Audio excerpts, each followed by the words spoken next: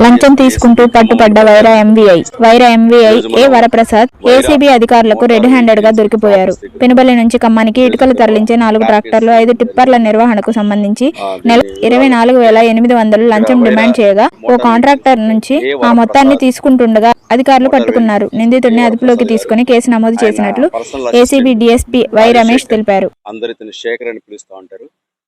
వీళ్ళకిద్దరు కలిసి ఒక కాంట్రాక్టర్ ఒక ఆ వ్యక్తికి ఒక 5 టిప్పర్ లారీలు 4 ట్రాక్టర్లు ఉన్నాయి. ఆయన ఖమ్మంకి ఇటుకరాయి తోలుకోవాలి. ఆ ఇటుకరాయి తోలుకోవడానికి ఆ వెహికల్స్ వైరా నుంచి వెళ్ళాలి కాబట్టి వీళ్ళు ఆ వెహికల్స్ ని ఆపేసి మాకు లంచం ఇవ్వాలని డిమాండ్ చేశారు. ఎవరు మోటార్ వెహికల్ ఇన్స్పెక్టర్ గారు ప్లస్ వాళ్ళ అసిస్టెంట్ ఇద్దరు కలిసి మాకు మీ టిప్పర్లకి 5 టిప్పర్లకి 4 ట్రాక్టర్లు కలిపి మాకు లంచం ఇవ్వాలని డిమాండ్ చేస్తారు. అట్లా ఇవ్వడం ఇష్టం లేక